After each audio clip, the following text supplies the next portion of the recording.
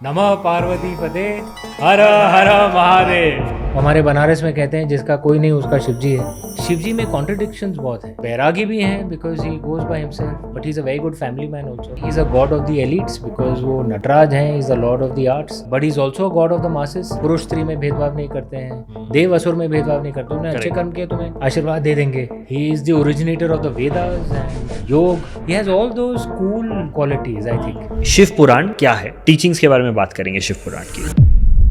अच्छे लोगों के साथ अच्छा होता है, जिन्होंने बुरे कर्म किए हैं उनके साथ भी बढ़िया ही हो रहा है। God does not decide whether you will go to heaven और हेल। हमारी परंपरा में ऐसा नहीं है, आपके कर्म निर्णय लेंगे। भगवद गीता के अंत में भी कृष्ण भगवान अर्जुन को कहते हैं कि I have given you knowledge most profound, your task is to think about it and do what you think is right. Correct. तो एक कॉन्सेप्ट है प्रारब्ध कर्म कि श्री राम को अहंकार का ज्ञान था और रावण को ज्ञान का अहंकार था। करेक्ट। लंका में कहते हैं एक मंदिर है जो शिवजी ने अपने भक्तों के द्वारा रावण के लिए बनवाया। रावण और कुंभकर्ण विष्णु भगवान के द्वारपाल हुए थे। प्रथा ये है कि तुमने बुरे कर्म किए, उसका दंड मिला, अभी तुम्हें माफ कर दिया गया। मैं अच्छे कर्म करके अपने बुरे वक्त को निकाल सकता हूँ। तंत्र से और उन सब चीज़ों से भी एसोसिएट किया जाता है, तो ये वाले एस्पेक्ट पे आप थोड़ी सी लाइट डालेंगे।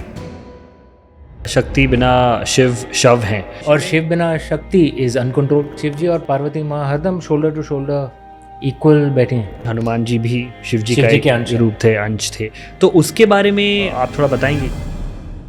एक परिवार है जिसमें Rishabh Dev who is the first तीर्थंकर, प्रभु श्री राम और गौतम बुद्ध तीनों एक ही परिवार से आते हैं। मुस्लिम महिलाएं बुर्खा में वेंकटेश्वर मंदिर में आके पूजा कर रही हैं, प्रसाद ले रही हैं। बॉलीवुड में अगर एक मुस्लिम एक्टर भी है वो गणपति लाएगा घर में। करेक्ट। और ये सिर्फ हमारे भारत में ही हो सकता है। प्रेमानंद जी ने भी ये बोला है कि ओम नमः शिवाय किसी गुरु की दीक्षा के बिना आप नहीं कह सकते, ऐसा है।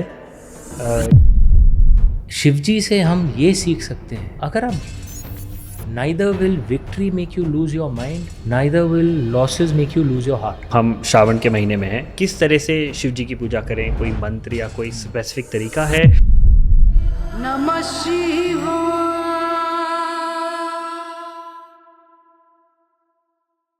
हर हर महादेव। हर हर महादेव। ये बहुत इंपॉर्टेंट एपिसोड है हम सब के लिए। मैं बहुत एक्साइटेड हूँ इस एपिसोड के लिए। हम इसे श्रावण के महीने में भी कर रहे हैं। इस पूरे एपिसोड में हम बात करने वाले हैं शिव जी के बारे में, और शिव जी के बारे में बात करने के लिए आपसे बेहतर इंसान हो नहीं सकता, बिकॉज आपकी कहानी भी शिव जी से इतनी जुड़ी हुई है। आपकी खुद की लाइफ इतनी फैसिनेटिंग रही है।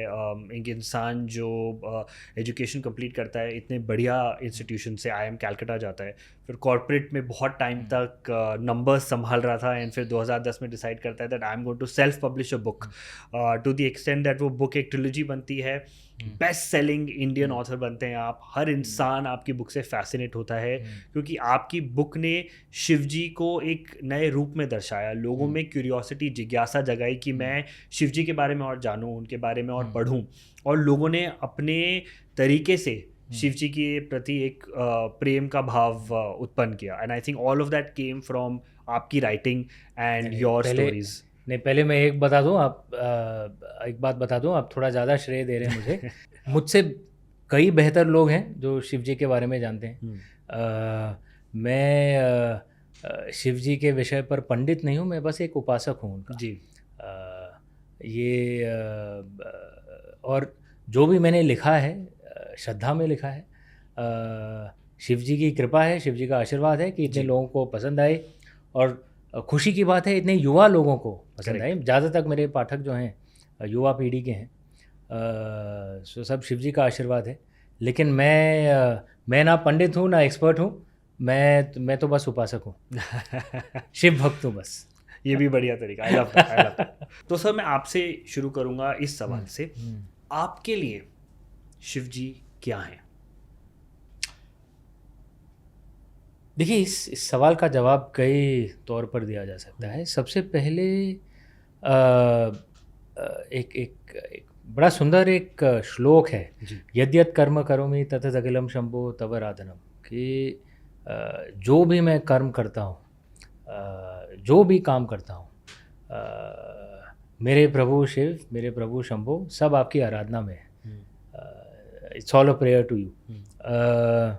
तो मेरे लिए शिव जी वही हैं कि जो भी मैं कर रहा हूँ बस उनके नाम पे कर रहा हूँ। मेरा बेटा नील अभी 16 वर्ष के आयु का हो गया है, लेकिन जब बच्चा था नर्सरी में जा रहा था तो 4-5 वर्ष उसकी उम्र थी। तो उसके स्कूल में एक प्रोग्राम हो रहा था, पाठशाला में। टीचर पूछ रहे थे सबसे कि आपके माँ बाप क्या करते हैं। और मैं नॉर्मली जल्दी उठता हूँ, जल्दी सोता हूँ, जल्दी उठता हूँ, 10:30 बजे तक सो जाता हूँ। अभी 50 वर्ष का आयु है तो शायद थोड़ा देर से उठता हूँ, 5:30-6 बजे। उस ज़माने में 4 बजे तक उठ जाता था। तो नील और 4-5 साल का था। हाँ। तो नील ने टीचर को कहा कि my father wakes up when it's still night and he works on the computer. वो कंप्यूटर को कमटम बुलाता था। तो टीचर ने सोचा कि शायद ये इसके फादर कहीं कॉल सेंटर कहीं पे काम करते हैं। हाँ। तो उन्होंने पूछा who does your father work for. तो he says my father works for lord Shiva. तो एक तरीका था वही बात बताने का एक संस्कृत श्लोक के द्वारा, और एक तरीका मेरे बेटे ने इतने प्रेम से कह दिया कि he works on the computer and he works for lord Shiva. मेरे लिए शिव जी वही है। That's beautiful. Sir, Shiv Puran की बहुत बात होती है ना? कुछ ऐसे टेक्स्ट हैं जिनसे हम बहुत कुछ सीख सकते हैं, और इतना गहरा है उनमें मतलब कि हम आज की जनरेशन में भी उन चीज़ों को अप्लाई कर सकते हैं। भगवद गीता है, शिव पुराण है। तो पहले तो मैं चाहूँगा कि आप हमें दर्शकों को समझाएं कि शिव पुराण क्या है और कहाँ से आया है, किसने लिखा है, कितने पुराण होते हैं, वहाँ से हम शुरू करते हैं। फिर हम थोड़ा टीचिंग्स के बारे में बात करेंगे शिव पुराण की। तो देखिए, पहले जो गीता जो है, भगवद गीता तो प्रभु श्री कृष्ण का है। कई गीता हैं, अष्टावक्र गीता, कई और गीता है। करेक्ट। और जो महापुराण जो है, जो 18 नंबर में माना जाता है उनको, जी, उपपुराण भी है, लेकिन महापुराण में 3 एक आप ग्रुप्स बना सकते हैं उसमें। ओके। एक है वैष्णव पुराण, एक ग्रुप है शैवाइट पुराण, और एक ग्रुप है ब्रह्मदेव के पुराण। तो शैवाइट पुराण में शिव पुराण है, लिंग पुराण है, कई और पुराण है, स्कंद पुराण है। सबसे लंबा पुराण स्कंद पुराण है। इनफैक्ट सब महापुराणों में सबसे लंबा स्कंद पुराण है। तो शिव जी की कहानी आपको कई शैव पुराण में मिल जाएंगे। जैसा मैंने कहा, सिर्फ शिव पुराण नहीं, लिंग पुराण, स्कंद पुराण, कई पुराण, राइट। ऐसे। लेकिन शिव जी के कहानियाँ आपको वैष्णव पुराण और ब्रह्म पुराण में भी मिलते हैं। अच्छा। वहाँ पे मूल रूप से तो वैष्णव पुराण में विष्णु भगवान के होंगे, लेकिन हाँ, शिव जी भी उनमें मिलते हैं। और कई शाक्त पुराण भी हैं जो माँ शक्ति के, वहाँ पे भी शिव जी की कहानियाँ आपको मिलेंगी। तो जैसे अगर आप शिव जी के बेटी के बारे में बात करेंगे, आमतौर पर लोगों को मालूम है कि शिव जी के 2 बेटे हैं, गणेश जी और कार्तिक जी। लेकिन शिव जी की बेटी का भी जिक्र आता है। कई लोगों ने उसे ये देवों के देव महादेव टेलीविज़न सीरियल में भी देखा होगा। लेकिन शिव जी की बेटी का जो जिक्र है वो शैवाइट पुराण में नहीं, वो पद्म पुराण में है, जो एक वैष्णव पुराण है। ठीक है। और देखिए, हमारी प्रथा, हमारी परंपरा ऐसी है कि it's not just a religion of one book, it's a religion of an entire library. Correct. तो पूरा लाइब्रेरी है, कई स्क्रिप्चर्स हैं, और इनमें एक पुराण में शायद कुछ अलग कहानी हो, एक पुराण में शायद कुछ अलग कहानी हो। और ऐसा होता है, और ये लिबरलिज्म है हमारे, ये उदारवाद है हमारे परंपरा में। कई आप कहानियाँ कई बार कॉन्ट्रडिक्टरी भी हो सकते हैं। लेकिन हमारी परंपरा ये है कि भाई, आपको हक है अपने सच को मानने का, और मुझे हक है अपने सच को मानने का। आप अपना सच मेरे ऊपर मत थोपिए, मैं अपना सच आपके ऊपर नहीं थोपूंगा। ये बहुत इंपॉर्टेंट है कि म्यूचुअल रिस्पेक्ट होना चाहिए। करेक्ट। ऐसा नहीं कि मेरा सच तुम्हारा सच झूठ, ये नहीं होना चाहिए। ठीक है, म्यूचुअल रिस्पेक्ट होना चाहिए। लेकिन आप अपना सच मानिए, हम अपने सच पे चलेंगे। और अध्यात्म के पथ पर अगर आप चल रहे हैं, if you are going on the spiritual path जी, तो भाई हर किसी का पथ तो अलग ही होगा ना। करेक्ट। आपके कर्म अलग है, आपका जन्म अलग हुआ है, तो आपका आध्यात्मिक पथ जो है वो अलग होगा मेरे मुकाबले। करेक्ट। तो मुझे क्या हक है कि मैं कहूँ, आपको कहूँ कि नहीं आपका पद गलत है। करेक्ट, नहीं बिल्कुल सही बात है। आई थिंक ये एक बहुत सुंदर बात भी है हिंदुइज्म के बारे में कि जो इम्पोर्टेंस है वो दी जाती है पथ पे, इम्पोर्टेंस दी जाती है आध्यात्म में, कि आपकी जर्नी है, जर्नी में आपको असिस्ट करने के लिए बहुत तरीके के ऑप्शंस हैं। अब आपको जो सही लगता है आप वो ऑप्शन चुनिए। अगर आप शिव जी के भक्त हैं तो आप शिव जी की वंदना कीजिए, आप कृष्ण भगवान के तो उनकी कीजिए। पॉइंट ये नहीं है, पॉइंट ये है कि आपकी जो जर्नी है स्पिरिचुअलिटी की, इंटरनल जर्नी है, वो ज़रूरी है। करेक्ट। उसमें जो आपको असिस्टेंस मिल सकती है आपको हम देंगे, एंड आप भी सही हैं, वो इंसान भी सही है। और मैं ये कहूँगा हमारे भारत में ये मुझे अच्छा लगता है कि ये जो तौर तरीका है ये सिर्फ हिंदू धर्म पर सीमित नहीं है। आप जैन बौद्ध को देखें तो बोध गया में हिंदू और बौद्ध दोनों एक साथ पूजा करते हैं। करेक्ट। आप दक्षिण भारत में अलग है, लेकिन उत्तर भारत में देखेंगे तो विष्णु भगवान के 10 अवतारों में एक गौतम बुद्ध हैं, तो हिंदू भी उनकी पूजा करते हैं जी। आप जैनियों में देखेंगे तो माना जाता है कि प्रभु श्री राम भी एक तीर्थंकर थे, और प्रभु श्री राम और ऋषभ देव दोनों इक्ष्वाकु परिवार से आते हैं, दोनों एक। गौतम बुद्ध भी उसी परिवार से आते हैं। एक परिवार है इक्ष्वाकु परिवार जिसमें ऋषभ देव वो इज द फर्स्ट तीर्थंकर, प्रभु श्री राम और गौतम बुद्ध तीनों एक ही परिवार से आते हैं। आप सिख में देखिए कितने सिख मंदिर में आके पूजा करते हैं, कितने हिंदू और दूसरे भी गुरुद्वारा में जाके पूजा करते हैं जी। आप इंडियन इस्लाम, इंडियन क्रिश्चियनिटी को भी देखिए। आप वेंकटेश्वर मंदिर जो साउथ में जो है जी, बहुत प्रसिद्ध मंदिर है, वहाँ आप देखेंगे कुछ दिन ऐसे होते हैं जहाँ पे मुस्लिम महिलाएं और मर्द वहाँ पूजा करने आते हैं। तो मुस्लिम महिलाएं बुर्खा में वेंकटेश्वर मंदिर में आके पूजा कर रही हैं, प्रसाद ले रही हैं, और ये सिर्फ हमारे भारत में ही हो सकता है। तो ये मुझे अच्छा लगता है, ये म्यूचुअल रिस्पेक्ट। करेक्ट। विदेशों में इनफैक्ट हम लोग मानते हैं कि ये तो आमतौर की बात है, विदेश में ऐसा नहीं होता है। हाँ। ओके, वहाँ माना जाता है उनका तत्व सही है, आप गलत है। हाँ, बिल्कुल सही। और ये अच्छी बात है, ये हमें बनाए रखना है।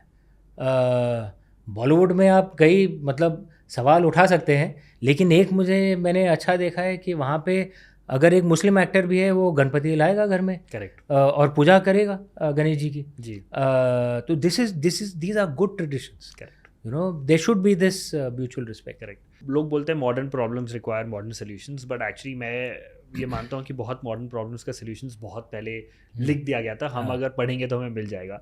तो उस एस्पेक्ट से there are 1 or 2 things I want to ask you, जो हम शिव पुराण या शिव जी से सीख सकते हैं और अपनी लाइफ में अप्लाई कर सकते हैं। एक बहुत कॉमन चीज़ है जो हम सब ने फेस करी है in our lives at some point in time, जो है आइडेंटिटी क्राइसिस। कि मेरा सच क्या है, मेरा सत्य क्या है, मैं क्या करने आया हूँ इस ज़िंदगी में, या पर्पस क्या है। एक तरफ से आप पे फैमिली का प्रेशर हो जाता है किसी चीज़ को लेके, कि फॉर एग्जांपल एक सर्टन एज के बाद शादी करना ज़रूरी है। आपके ऊपर करियर का प्रेशर है कि मुझे तो अपनी ज़िंदगी में कुछ हासिल करना था, मैं इतने एज का हो गया अभी तक नहीं हुआ है, या मैं सही पद पे जा रहा हूँ या नहीं, या मुझे कॉर्पोरेट नहीं कुछ और करना है। बहुत प्रश्न आते हैं। इन सारी प्रश्नों का उत्तर अगर हम शिवजी से लें और पूछें कि उनकी लर्निंग्स, उनकी टीचिंग्स या शिव पुराण की टीचिंग्स जो हम अप्लाई कर सकें, तो इनका उत्तर हमें कहाँ मिलेगा? वो अच्छा सवाल है आपका। देखिए, सबसे पहले तो मैं ये कहूँगा कि ये उतार चढ़ाव हर किसी की ज़िंदगी में आते हैं जी। और आप कैसे, ज़िंदगी की कठिनाइयाँ सबको मिलती हैं, कोई इससे वंचित नहीं रहता है। कोई ये नहीं कह सकता कि भाई I have had a bed of roses, ऐसा कभी नहीं होता है। शिवजी से हम ये सीख सकते हैं कि कैसे धैर्य से, कामनेस से अपने कठिनाइयों का सामना, मतलब अगर आप डिटैच रहें, अगर गुस्सा आना है तो आएगा, लेकिन अगर आप डिटैच रहें तो गुस्सा जल्दी चला भी जाता है, जो जैसे शिव जी का होता है। जी।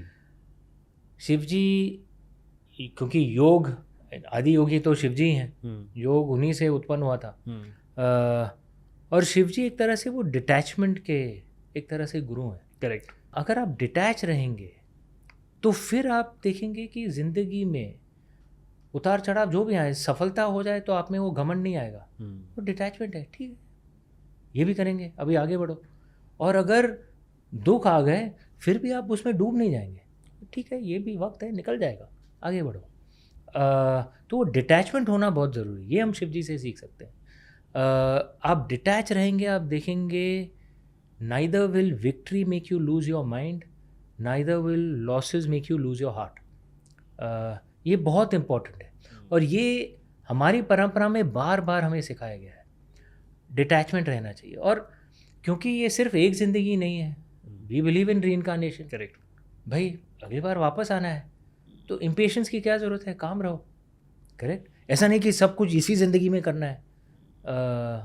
तो स्टे काम, स्टे फोकस, तो एक तो वो मैं ज़रूर कहूँगा जी। दूसरा मैं बता दूँ, वी शुड बी क्लियर कि ज़िंदगी में सबसे महत्वपूर्ण क्या है। करियर इम्पॉर्टेंट है, आपको करना तो पड़ेगा ही, लेकिन सबसे महत्वपूर्ण आपका परिवार होता है।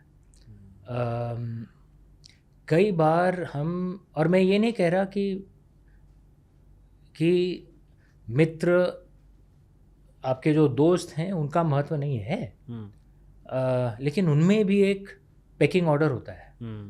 जो आपके इंस्टाग्राम या फेसबुक में जो फ्रेंड्स हैं वो आपके फ्रेंड्स नहीं हैं, वो सिर्फ आपके फॉलोअर्स हैं। अगर आप ठंडे दिमाग से सोचें तो कुछ ही लोग होंगे, शायद आपके फिंगर से ज़्यादा नहीं, शायद 10 लोग से ज़्यादा नहीं, जिनके लिए आप बिना हिचकिचाए अपनी जान दे देंगे। करेक्ट। बिना हिचकिचाए। और जो आपके लिए बिना हिचकिचाए अपनी जान दे देंगे वो सिर्फ आपके परिवार होंगे और शायद 1 2 3 दोस्त, बस, और कोई नहीं। इनको संभाल के रखिए, क्योंकि अगर ये एक तरह से आपका गढ़ है, इज योर फोर्ट। अगर ये सशक्त है तो ज़िंदगी में जो भी होगा आप देख सकते हैं, आप संभाल लेंगे। मेरी ज़िंदगी में बहुत कठिनाई, हमारे पूरे परिवार में 7-8 साल बहुत दुखद गए जी, 2015 से करीब 2022-23 तक। अभी स्थिति सुधर गई है और बहुत ही ख़राब है, बहुत ख़राब है। ऐसा आता है किसी की ज़िंदगी में। कई हमारे, and I am a very family oriented person, और हमारे परिवार के कई लोगों की एक दुखद तरह से अचानक मृत्यु हो गई। और करियर अच्छा चल रहा था, लेकिन मेरे लिए करियर इतना इम्पोर्टेंट नहीं था, मेरा परिवार ज़्यादा महत्व रखता है। और इसमें चूंकि मेरा बाकी परिवार, वे आर ऑल, जो बचे रहे, हम सब इतने स्ट्रॉन्ग हैं, इतने क्लोज हैं, हम ये वक्त झेल पाए। तो ये मैं ज़रूर कहूँगा, अपने परिवार और आपके जो 2-3 जिनके लिए आप बिना हिचकिचाए जान दे देंगे, और अगर 2-3 से ज़्यादा हैं तो भाई आप अपने जीवन को इतना इम्पोर्टेंस नहीं दे रहे हैं, ऐसे ही नहीं मरना चाहिए, ठीक है। उनको संभाल के रखिए। तीसरी बात, एक्चुअली ये शिवजी से एक अलग एक बात है जो आज की युवा पीढ़ी के सामने एक चुनौती है। जो मैं 50 वर्ष का हूँ, तो हमारे परिवार के, हमारे पीढ़ी के सामने तो ये चुनौती नहीं थी। टीनेज जो है आजकल, ये इंटरनेट और सोशल मीडिया का ज़माना, ठीक है, ज़्यादातर जो मन में जो दबाव पड़ता है इसी से आता है। हाँ। और देखिए, हर पीढ़ी ने बचपन में कुछ बेवकूफ़ियाँ की हैं, हमने भी की थी भाई, हम भी बच्चे थे, लड़ाई वड़ाई भगवान जाने क्या क्या किए, ठीक है, पूरा सब कुछ। लेकिन हमारी जो बेवकूफ़ियाँ थीं वो वक्त में दब गई हैं। कुछ मतलब ना फोटो कुछ नहीं है। करेक्ट जो भूल गए अभी हम लोग, कभी याद करके अरे यार क्या किया था मैंने, मैं क्या बेवकूफ़ था। लेकिन आज की जो पीढ़ी है, हर चीज़ का रिकॉर्ड होता है। Correct. The internet never forgets. तो आप सबसे मैं कहूँगा, बी अ लिटिल केयरफुल, ठीक है। ये हम लोग को इतना केयरफुल नहीं रहना पड़ा था, आपको ये अनफॉर्चुनेट है, it's a challenge you guys are facing. Correct. Benefits भी हैं सोशल मीडिया और इंटरनेट के, लेकिन ये एक चुनौती है। Be very careful what you put on social media. सिर्फ इंस्टाग्राम लाइक्स के लिए कुछ ऐसी बेवकूफ़ी ना करिए जो 10 साल बाद आपको कठिनाई में डाल सकती है। Just be careful, because the internet never forgets. ये स्पेसिफिक चैलेंज ये पीढ़ी के लिए। करेक्ट। नहीं, फेयर। सर, हम बचपन से सुनते आए एक बात, अच्छे लोगों के साथ अच्छा होता है, लेकिन हमारी ज़िंदगी में हम बहुत ये देखते हैं कि अच्छे लोगों के साथ हमेशा अच्छा नहीं होता, और जो हमें लगता है लोग बुरे या जिन्होंने बुरे कर्म किए हैं उनके साथ भी बढ़िया ही हो रहा है ना। तो इन चीज़ों में हम क्या सीख सकते हैं शिव जी से, उनकी टीचिंग से, या शिव पुराण की कुछ टीचिंग से? देखिए, हमारे जो धार्मिक परंपरा है जी। इसमें ये नहीं माना जाता है कि आपके साथ जो होगा उसका निर्णय भगवान करेंगे, ये नहीं माना जाता है। It's all about the law of cause and effect. God does not decide what will happen, God does not decide whether you will go to heaven और हेल। हमारी परंपरा में ऐसा नहीं है, आपके कर्म निर्णय लेंगे। तो एक कॉन्सेप्ट है प्रारब्ध कर्म, कि मेरे जो पिछले जन्म के कर्म है उसका प्रभाव इस कर्म पर पड़ रहा है, इस जन्म पर पड़ रहा है। तो शायद इस जन्म में मैंने इतने अच्छे काम नहीं किए, लेकिन पिछले जन्म में किए हैं तो उसका फ़ायदा अभी मिल रहा है। शायद इस जन्म में मैंने बुरे काम नहीं किए, लेकिन फिर भी बुरा क्योंकि पिछले जन्म में मैंने किए थे। तो ये एक थियोरी है आपके उस बात को एक्सप्लेन करने का। लेकिन आप पूछ सकते हैं इसका सबूत क्या है, प्रमाण क्या है? सही बात है भाई, ये सच है कि नहीं हमें तो तभी मालूम पड़ेगा जब हम मर जाएंगे, उसके बाद ही पता चलेगा ना। करेक्ट। अभी तो पता चल नहीं सकता है। सही बात है। तो मैं ये कह रहा हूँ कि जब तक हम आत्मा फिर से ना बन जाए और सत्य को ठीक से भोज लें, तब तक उस थ्योरी को मानना चाहिए जो हमारे दिल को शांति दे रहा है। अगर आप ये थ्योरी माने कि there is an all powerful God who decides everything, तो फिर आपके मन में यार ये बच्चे को कैंसर क्यों हो रहा है, ये बुरे आदमी के साथ अच्छा क्यों हो रहा है, ये आपको ट्रबल करेगा। करेक्ट। तो that means either that God is not all powerful because वो बेचारे बच्चे को बचा नहीं पा रहा है या बुरे आदमी को पनिश नहीं कर पा रहा है, और that God is not all nice because why is he punishing that poor child. Correct. इस थ्योरी में वो प्रॉब्लम है if you believe God is all powerful. लेकिन दूसरा थ्योरी है जो धार्मिक थ्योरी है कि एक्चुअली सब आपके ऊपर ही है, it's your karma, but if आप डिसाइड करिए। This theory gives me peace. सत्य क्या है भगवान जाने, ठीक है। This theory gives me peace, क्यों? क्योंकि सब मेरे हाथ में है। तो अगर हमारे साथ कुछ बुरा हो रहा है, जैसे हमारे साथ हुआ था 6-7 साल तक, हम या तो उसके ऊपर रो सकते हैं या भगवान को कोस सकते हैं या पूरे दुनिया को कोस सकते हैं, जिसका कुछ फ़ायदा नहीं होगा, ठीक है। या मैं सोचूं ठीक है पिछले जन्म में कुछ कर्म हुए थे, अभी वो भुगत रहा हूँ, भुगतना पड़ेगा, आगे बढ़ो। तो ये एटलीस्ट मुझे मोमेंटम दे रहा है। करेक्ट। और फिर मैं सोचूंगा कि अभी अच्छे कर्म करूं ताकि आगे कुछ अच्छा मिले।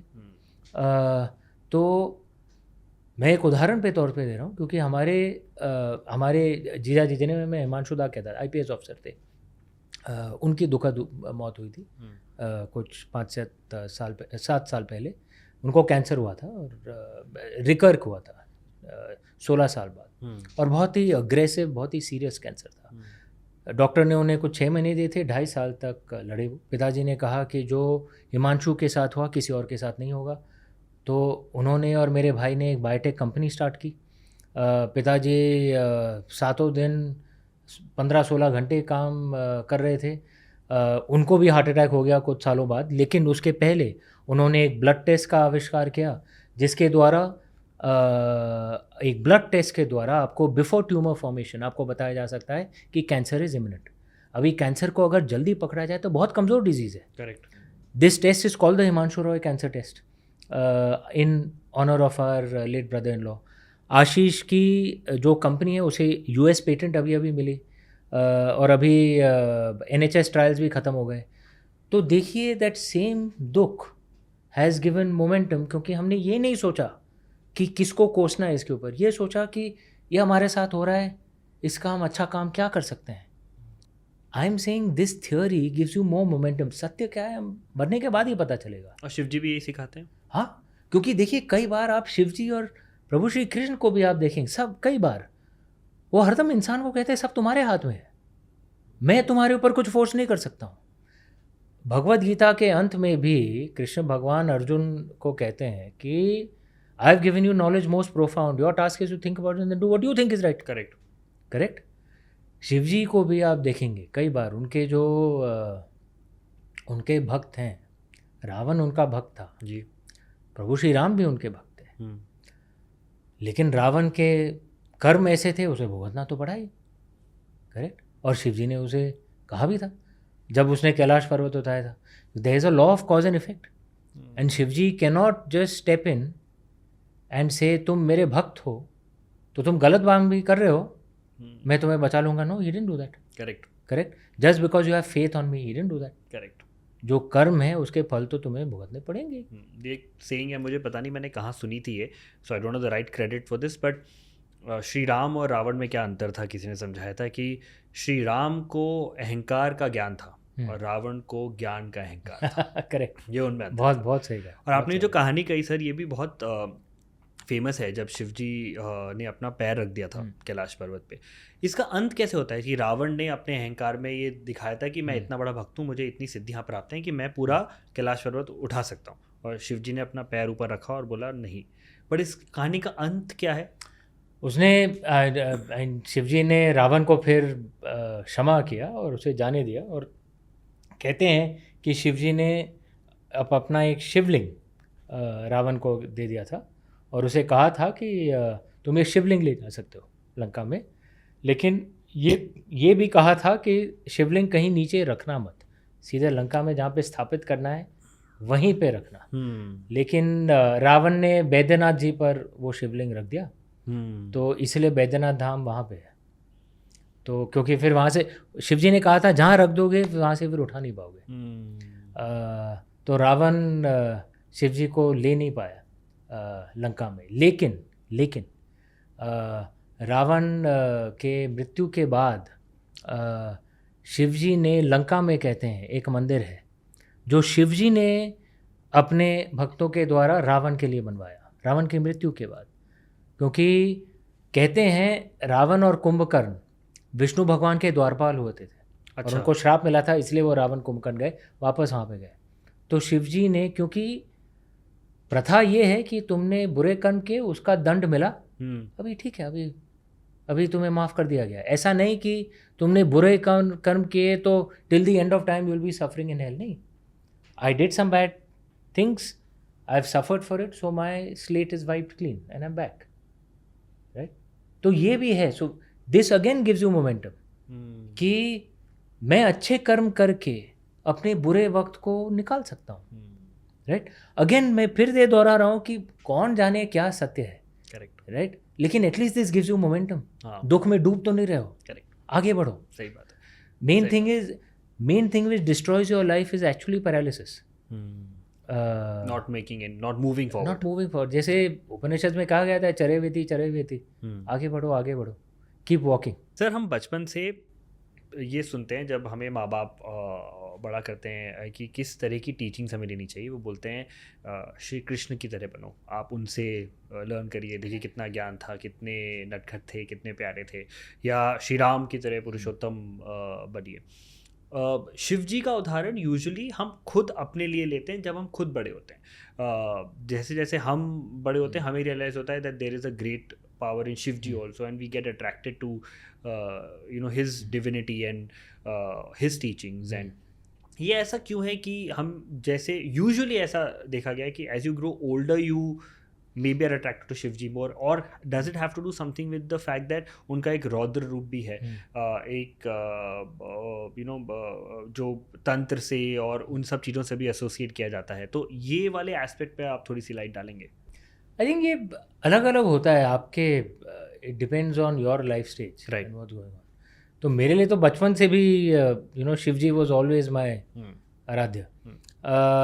और हाँ, शायद आज के माहौल में, क्योंकि शिवजी में कॉन्ट्रडिक्शंस बहुत हैं, तो may be that's why he appeals to the youth. क्योंकि वो बैरागी भी हैं, because he goes by himself, but he is a very good family man also, very loyal to his wife, very good to his sons and his children. Correct. वो एक तरह से he is a god of the elites, because वो नटराज हैं, he is the lord of the arts. Correct. But he is also God of the masses, क्योंकि कुछ भेदभाव नहीं करते हैं। करेक्ट। पुरुष स्त्री में भेदभाव नहीं करते हैं, देव असुर में भेदभाव नहीं करते। उन्हें अच्छे कर्म किए तुम्हें आशीर्वाद दे देंगे। हमारे बनारस में कहते हैं जिसका कोई नहीं उसका शिवजी है। शिवजी के भारत में कोई भी जॉइन कर सकता है। तो एलिट के भी हैं, मासेस के भी हैं। He is the originator of the Vedas, and you know, and योग, all the intellectual stuff, correct. लेकिन वो भी कि अपने शिव जी के बारात में घोष कोई भी आएंगे उनके साथ शिव जी नाचेंगे भी, मज़ा भी करेंगे, तो he has all those cool qualities, I think, which appeals in today's day.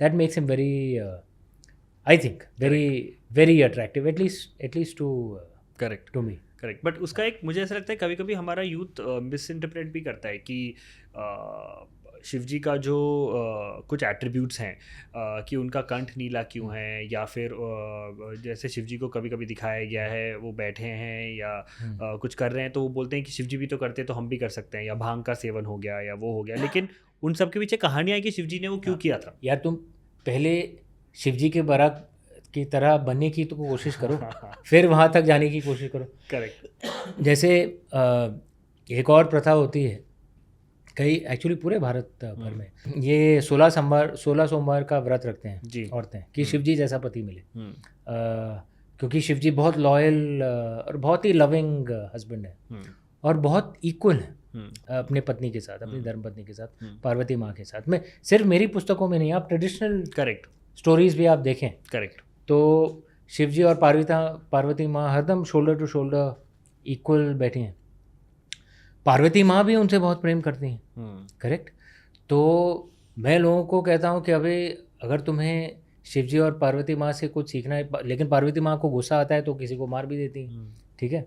अभी उनका है दुर्गा रूप, करेक्ट. तुम्हें वो सब करना है, पहले ये तो सीखो how they love each other so deeply, उनकी तरह बनने की तो कोशिश करो. करेक्ट. तो there so much that can be learned from them. या नहीं, दैट्स ट्रू. वो बोलते हैं ना शक्ति बिना शिव शव हैं, ये बोलते हैं. हाँ. तो आज की जनरेशन और शिव बिना शक्ति is uncontrolled, which can be correct harmful also. Correct. तो आजकल जब कई बार जो रिलेशनशिप्स इतने कमज़ोर हो गए हैं, हाँ वो यही पूछना चाह रहा हूँ आजकल इतने कमज़ोर हो गए हैं, और कई चीज़ें होती हैं जो मुझे समझ में भी नहीं आता है. Some of the terms I heard, in fact दीदी एंड आई वी वो सिचुएशन भगवान जाने क्या क्या, करेक्ट. हम शिव जी और पार्वती माँ से ये तो सीखें, the strength of a good relationship. Correct. You can't imagine how much strength it gives you. आप कितना कुछ संभाल सकते हो आप जिंदगी. That's true. एंड शिव जी का एक वर्णन काफ़ी हद तक रामायण में भी किया गया है, जहाँ ये भी बोला जाता है कि हनुमान जी भी शिव जी के रूप थे, अंश थे. तो उसके बारे में आप थोड़ा बताएंगे कि वो उसका एसोसिएशन कैसा है. तो देखिए, विष्णु भगवान अगर पृथ्वी या भूमि पर आते हैं तो माना जाता है कि वो अवतार लेके आते हैं, लेकिन शिव जी के अंश आते हैं. तो हनुमान जी शिव जी के अंश माने जाते हैं, जलंधर भी शिव जी का अंश माना जाता था. तो अंश और अवतार में फ़र्क क्या है, ये मैंने अपने बाबा जी से पूछा था जो पंडित हुआ करते थे वाराणसी में. तो इसे तो उन्होंने कहा था कि जब अवतार होते हैं तो विष्णु भगवान विष्णु लोक में है नहीं, वो अवतार में समा जाते हैं.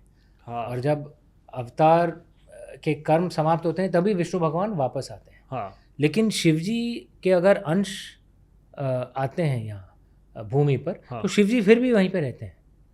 तो अपना ये कैलाश पर्वत को छोड़ते नहीं हैं वो. जैसे हनुमान जी तो चिरंजीवी हैं, तो आज भी तो हैं पूरे, करेक्ट, वो ही माना जाता है. हाँ. लेकिन शिव जी भी हैं. तो वो एक मेन फ़र्क है. तो हनुमान जी में शिव जी का अंश है. उनके माना जाता है कि उनके कुछ गुण हनुमान जी के भीतर समाये हुए हैं. तो ये एक फ़र्क है अवतार और अंश में. समझा. For my last question sir today, just want to very quickly ask you, हम श्रावण के महीने में हैं, शिव जी का महीना है. इसमें लोग किस तरह से शिव जी की पूजा करें? कोई मंत्र या कोई स्पेसिफिक तरीका है जिससे वो ये कर सकते हैं, या अपने तरीके से किया जा सकता है? देखिए, मैं आपको कहूँगा कि मैं क्या करता हूँ. हाँ. फिर आपके ऊपर है. हर देखिए, और शिव जी कुछ भेदभाव नहीं करते हैं. आप सच्चे दिल से अगर आप करें, हाँ. और मैं आपको एक उदाहरण दूंगा. There is a very nice example what Shiv ji actually looks at. लेकिन मैं क्या करता हूँ, मैं रोज़ सुबह महामृत्युंजय जप करता हूँ. हर मंडे को शिव जी के मंदिर जाता हूँ, वहाँ पे पूजा करता हूँ. मैं तो ओम नमः शिवाय कड़ा पहनता हूँ, रुद्राक्ष माला पहनता हूँ. आई एम अ वेरी घोर और शिव भक्त। ये पहन सकते हैं, ये बोल सकते हैं, बिकॉज काफ़ी गुरुओं ने बोला है, प्रेमानंद जी ने भी ये बोला है कि ओम नमः शिवाय किसी गुरु की दीक्षा के बिना आप नहीं कह सकते, ऐसा है? हाँ, ये कहते हैं लोग। देखिए मैंने मुझे अवसर मिला था क्योंकि केदारनाथ जी में गया था। अरे वाह। ये कढ़ा, अपना रुद्राक्ष माला और अपनी अंगूठी, पोखराज, मुझे अवसर मिला था। मैंने स्पर्श भी किया शिवलिंग के ऊपर, केदारनाथ जी के शिवलिंग के ऊपर। तो मेरे लिए तो ये बहुत ही, बिल्कुल, this is more valuable than life itself. नहीं fair। और देखिए हमारी परंपरा में कई अलग पथ हैं। कुछ कहते हैं कि आप गुरु के पथ पर, दिखाए हुए पथ पर चलिए, वो भी सही है। कुछ लोग कहते हैं भाई आप अपने पथ पर चलिए, आपके ऊपर है। तो it is really up to you. और मैं एक कहानी का उदाहरण, ये तमिलनाडु की कहानी है। एक कन्नन करके एक हंटर था, एक शिकारी था, शिव जी का बहुत घोर भक्त था। तो शिकारी था बेचारा, गरीब था, रोज़ मंदिर आता था और जो भी शिकार उस दिन का था उसका एक भाग लेके आता था। और बिल्वा पत्ते, आपको मालूम है बिल्वा पत्ते चढ़ाए जाते हैं शिवलिंग के ऊपर। करेक्ट। अब बहुत गरीब था, लोटा नहीं था पानी लाने के लिए, कमंडल नहीं था, तो वो मुंह में पानी लाता था और वो डाल देता था शिवलिंग के ऊपर। उस मंदिर में एक ब्राह्मण भी था जो हर विधि के हर चीज़ सही तरीके से कर रहा था। और वो कन्नन को देखता रहता कि ये क्या कर रहा है, ये तो अनर्थ हो गया, अधर्म हो रहा है यहाँ पे। और ये कन्नन बार बार ये करता रहता था। लॉन्ग स्टोरी शॉर्ट मैं आपको बताता हूँ, अंत में शिवजी प्रकट हुए। अनुमान लगा सकते हैं आपने किसको आशीर्वाद दिया उन्होंने? कन्नन को। हाँ, क्यों? क्योंकि क्योंकि उन्होंने कहा कि कन्नन का दिल सिर्फ मेरे ऊपर था, लेकिन जो पुजारी था वो शिवजी पर उनका ध्यान नहीं था, वो तो कन्नन के ऊपर था कि ये क्या कर रहा है। करेक्ट। तो देखिए आपके मन के अंदर जो है शिवजी को दिख जाता है। आप विधि अगर ठीक से भी कर रहे हैं लेकिन मन कहीं और है, आप अपने गर्लफ्रेंड के बारे में सोच रहे हैं या कुछ और कर रहे हैं, तो शिवजी को दिख जाता है। लेकिन अगर आप ध्यान से, आपका ध्यान पूरा शिवजी के ऊपर है, विधि अगर गलत भी है, ठीक है, वो आपका जो आपकी जो प्रार्थना है उसे सुन लेते हैं। शिवजी का चरित्र ऐसा है। आपने देखा आजकल थोड़ा फैशनेबल भी हो गया है, तो कई लोग, कई नेता, कई एक्टर जाते हैं मंदिर और दिख रहा है कि कि ऐसे डाल रहे हैं, ध्यान कहीं और है, फूल ऐसे फेंक रहे हैं। अरे क्यों कर रहे हो? अरे दिल नहीं है तो मत करो ना। क्या शिवजी देख नहीं पा रहे हैं क्या तुम्हारे मन के अंदर क्या है? करना है तो दिल के साथ करो, करेक्ट, नहीं तो मत करो। कन्नन से हमें यही सीखने को मिलता है। और कन्नन अंत में जाके एक महान ऋषि बने, वाह, एक शिकारी से। यही शिवजी की महिमा है।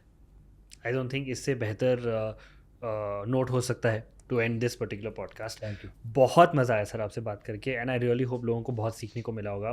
टॉपिक इतना बढ़िया था, and thank you so much for giving us your time, and I hope आपको अच्छा लगा हमसे बात करके। Thank you. And again thank you so much. Har Har Mahadev. Har Har Mahadev. नमः पार्वती पते, हर हर महादेव।